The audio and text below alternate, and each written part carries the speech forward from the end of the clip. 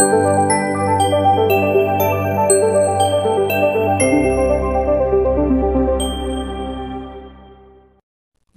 قصتنا اليوم اسمها ليلى.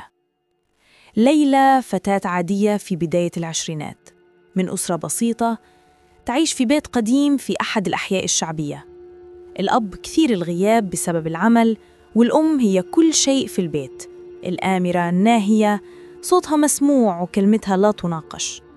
من صغرها كانت ليلى تحس إن حياتها معلقة، كل ما اقتربت من شيء جميل يتحول فجأة إلى كابوس.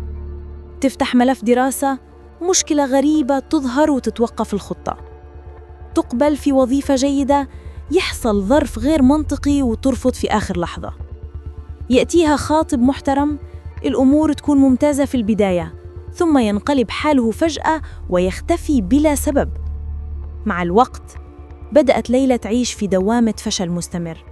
صدقت أحياناً إن هذا قدرها، وأحياناً أخرى تسمع همسات من صديقاتها: يمكن فيكي سحر، يمكن في حسد، يمكن في حد مش حابب يشوفك مبسوطة. لم يكن الأمر مجرد فشل في الدراسة والزواج، ليلى بدأت تعاني من أشياء أغرب. كوابيس متكررة ترى فيها وجوهاً مشوهة وأيادي تمسكها من قدمها، صداع دائم بلا سبب طبي واضح، إحساس دائم بالإرهاق حتى لو نامت ساعات طويلة، شعور غريب بالنفور من البيت، لكنها في نفس الوقت لا تستطيع الخروج منه بسهولة. ذهبت إلى أطباء، تحاليل، أدوية، فيتامينات، النتيجة كل شيء طبيعي، لكن داخلها كانت تسمع صوتاً يهمس: في شيء غلط، في شيء مش طبيعي بيحصل لك. أم ليلى كانت امرأة متدينة في الظاهر، لا تفوت صلاة وتذكر الله بلسانها كثيراً، لكن في الخلفية كان هناك تفاصيل مزعجة. نساء غريبات يزورونها في وقت لآخر في أوقات غريبة، همسات في المطبخ، أصوات منخفضة، أوراق صغيرة تطوى بسرعة، بخور ثقيل يملأ البيت بلا مناسبة بحجة تنظيف البيت من الحسد. أمها غالباً ما تردد: أنت لا تصلحين للزواج الآن، لو تركت البيت من سيبقى معي؟ كانت ليلى تفسر هذا على أنه تعلق أم بابنتها، نوع من الغيرة العاطفية، لكن الحقيقة كانت أكثر سواداً. في يوم من الأيام انهارت ليلى تماماً بعد فسخ خطبة جديدة بلا سبب واضح. دخلت غرفتها تبكي، فدخلت عليها أمها وقالت لها ببرود غريب: كل شيء نصيب، أنت ما تعرفي مصلحتك، خليكي معي، الرجال لا يأتي منهم خير. كانت الكلمات قاسية لكنها مرت. بعد تلك الليلة حلمت ليلى حلماً غريباً. رأت أمها جالسة في غرفة مظلمة، أمامها طبق ماء وأوراق مكتوب عليها حروف غير مفهومة، واسم ليلى يذكر بصوت خافت.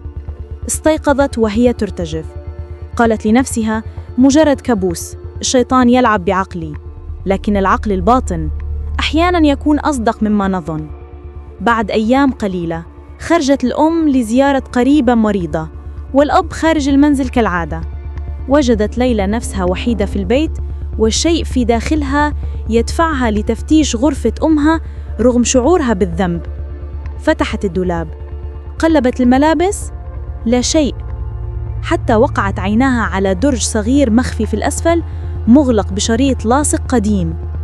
بأيدي ترتجف فتحت الشريط، وجدت داخله قطرة قماش قديمة عليها شعر من رأسها تعرف جيباً، صور لها وهي طفلة مطوية بطريقة غريبة مع عقدة خيط معقد، ورقة صفراء مكتوب عليها اسمها الكامل واسم أمها مع حروف وطلاسم غير مفهومة، وأثر من دم قديم جاف على طرف الورقة.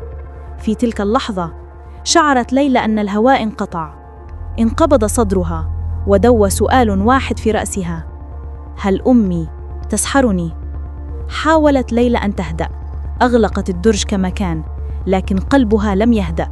ذهبت في اليوم التالي إلى امرأة كبيرة في السن يعرفونها في الحي، يزورونها أحياناً لقراءة القرآن والرقية. أخرجت لها الورقة وقطعة القماش دون أن تذكر اسم أمها.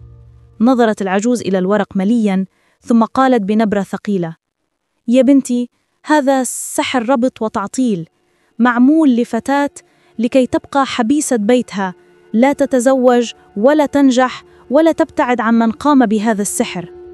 سكتت لحظات ثم نظرت في عين ليلى مباشرة. يا بنتي، الشخص اللي عمل لك هذا السحر قريب منك كتير، أقرب مما تتخيلين. في تلك اللحظة لم تعد ليلى تحتاج إلى مزيد من الكلمات. القلب يعرف أحياناً ما لا يجرؤ اللسان على نطقه. في تلك الليلة قررت ليلى أن تواجه. انتظرت حتى عاد الأب للبيت وجلست أمامه وطلبت حضور أمها. بصوت مكسر لكنها ثابتة قالت: ماما، أنا فتحت درجك ووجدت أشياء بخصني، شعري، صوري، أوراق، طلاسم. لماذا؟ أنكرت الأم أولاً، صرخت، اتهمت ابنتها بالجنون والتفتيش في أغراضها، لكن عندما أخرجت ليلى الورقة من حقيبتها ووضعها على الطاولة أمام الأب، تحول الإنكار إلى الصمت. صمت طويل، ثقيل، مؤلم. ثم قالت الأم أخيراً وهي تبكي: أنا كنت أحاول أحميكِ، لا أريدك أن تتزوجي وتتركي البيت. الرجال قساة، الحياة صعبة، قالوا لي إن هذا السحر سيجعلك تبقين معي، تحبين البيت، لن تذهبي بعيداً. كانت تبكي وتبرر وتدعي أنها فعلت ذلك حباً وخوفاً، لكن بالنسبة ليلى الكلمة الوحيدة التي كانت ترن في ذهنها هي خيانة. ليلى لم تكن فقط ضحية سحر، كانت ضحية أم مريضة بالخوف والتعلق والجهل. الأم، مثل كثير من الناس في مجتمعاتنا، صدقت أن السحر حل سهل للتحكم في مصير بناتها، كما تفعل بعض الأمهات التي يلجئن لما يسمى بربط البنات خوفاً من الفضيحة أو الزواج الغير مرغوب فيه. ربما كانت تحمل جراحاً قديمة وزواجاً فاشلاً وخوفاً من الوحدة، لكن أياً كانت الأعذار يبقى ما فعلته جريمة في حق ابنتها، جريمة في الجسد وفي النفس وفي الثقة وفي الأمومة نفسها. لن أكذب عليكم، ليلى لم تستطع أن تتسامح بسهولة. غادرت البيت فترة، عاشت عند خالتها، وبدأت رحلة علاج نفسي وروحي. قررت أن تبتعد عن كل ما له صلة بالدجالين والسحرة، وأن تقترب من ربها بعقل ووعي، بعيداً عن الخرافات.